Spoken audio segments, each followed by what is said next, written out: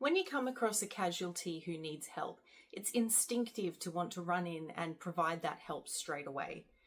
But your safety is just as important as theirs. And if you get yourself injured, you're not going to be able to help that person, and you're just increasing the casualty count. So the first thing that you want to do when you approach a scene with a casualty is to search the area for danger.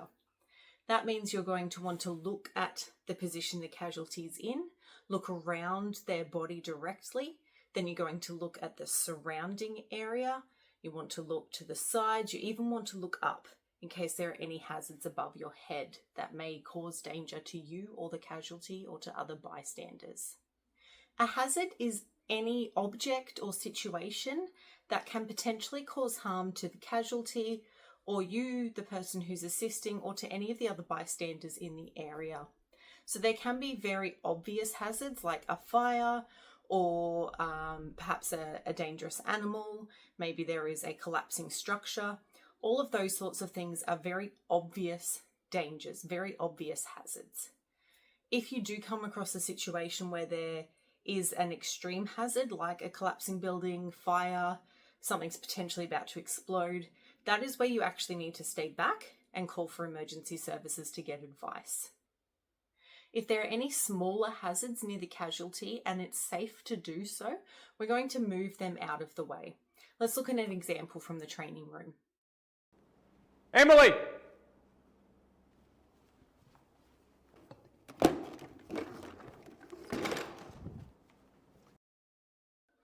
So you may have noticed in that video that the person rushing to aid the casualty, the person who was rushing to aid me, first called out my name, and that is the first step. You're going to call out the casualty's name if you know it. If you don't know their name, then you're just going to call out to them, try and get their attention and see if they can respond. Then you'll notice that he paused and he scanned the area around where I was lying. He also looked up quickly to check that there was anything, we were in an office space, perhaps there was some of the roof collapsing. So he was checking the whole area. Then what he did was run over and he actually pulled those cleaning supplies away. Now you might be thinking to yourself, yeah, but it's just a bucket, like that's not a hazard. It can be a hazard. Something as simple as that can be a trip hazard. It could have chemicals in there that might be leaking. It could be producing fumes that are toxic.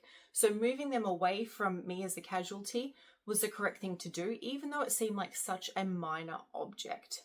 So when you're approaching any casualty in any situation, the first thing that you need to do is scan for hazards.